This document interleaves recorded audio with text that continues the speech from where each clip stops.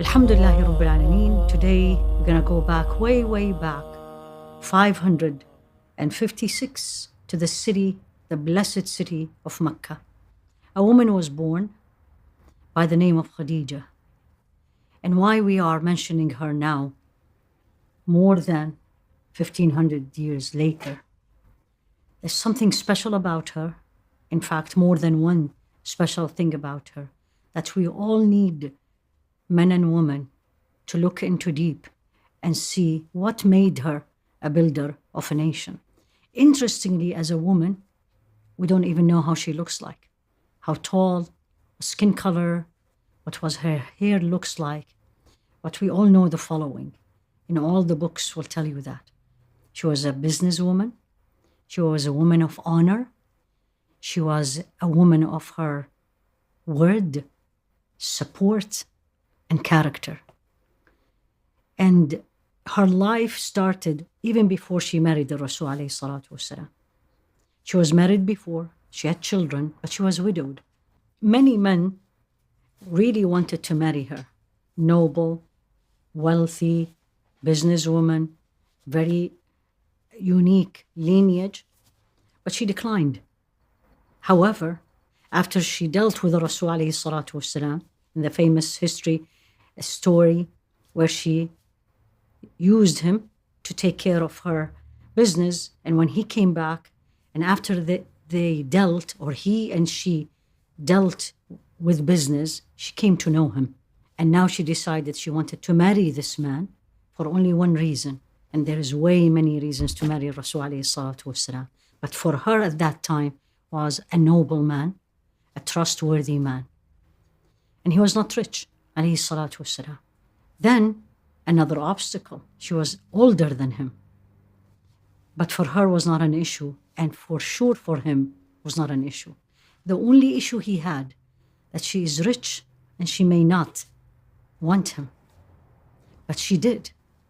And in fact, she sent someone to him and saying, "Why are you not married yet?" And honesty. And he said, "I just can't afford it."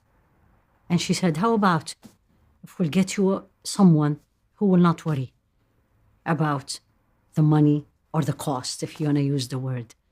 And he said, "I have no problem with that. Who is she?" And then she told him to Sayyidah Khadijah, and he married her, alayhi salatu wassalam. He was 25-year-old. She was above 40.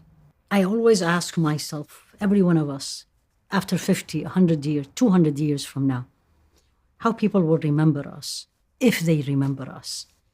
And look at the following narrations said by more than one Sahabi, one companion about her. Sayyidina Ali reported that the best woman in their time was two. Sayyidah Maryam was the best in her time, and Sayyidah Khadijah was the best in her time. Not only in dunya, but in akhirah. You always wonder, what will make me and you the best person, a man or a woman, of my time, let alone 1,000 years later, and most importantly in Jannah. There has to be something special that makes me that special. Now, not only the best person or the best woman of Jannah, but there's something unique about her that no other human being outside the prophets had that. And this is actually in Imam al-Bukhari. And Rasul alayhi salatu wasalam was at home, and Sayyidina Jibreel came to him. And he said to him, Sayyidah Khadijah is going to come and bring you a container of food and drink. And when she brings that, feel this, tell her the following: Allah send his greetings, and I am sending you a greetings.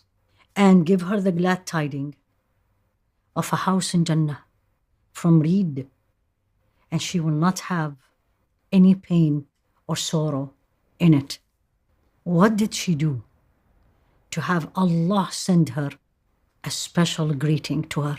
So what made her so special that best woman in her time, best woman in Jannah, Allah sent her a greeting, Sayyidina Jibreel sent her a greeting? Let's take some highlights. And the first one is just a story very well known to everybody. But let's look into it deeper. So here you go. You're at your home. You come to your wife, and there's something really overwhelming you. And the response of the wife, or vice versa, the wife comes in and she really had something overwhelming her. And what's the response? So let's go to their house and let's see what was it. So he comes in after the famous story in the cave where Sayyidina Jibreel came to him and says, read. And then he responded, I can't read. And again, read. I can't read. Read. I can't read. And finally, he told him, Iqra bismi rabbika alladhi khalaq. Read by the name of your Lord who created. So he comes back to her, and you can imagine the feeling, the fear, the disbelief. And he comes to her, and he said, something strange happened to me. And he was literally shaking and says, cover me, cover me. And then he told her the story. Now remember, there hasn't been a prophet 40 years before a Rasul alayhi salatu wasalam. This is not something happens every day. What was her response? That's what made her so special. When he told her, I'm so worried about myself, she said, don't worry. Have the glad tidings. By Allah, Allah will never disgrace you. Why is that? What did she see from him? And she acknowledged it right away and used it in the moment. You keep good relation with the kins, family, regardless. You take good care of them and you're keen to keep it. This is important for a wife and a husband. 1. Number 2, you're always there when people need you, especially the needy. Number 3, you speak the truth. She acknowledged it.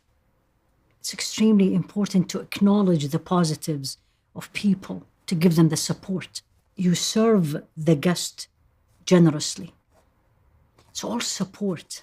The uniqueness about her, to build a nation, to be a builder, to bring positive influence. You need to be positive and bring the positive from people. As we journey through the life of the supporter of Rasul alayhi salatu wasalam, we'll continue tomorrow, inshallah.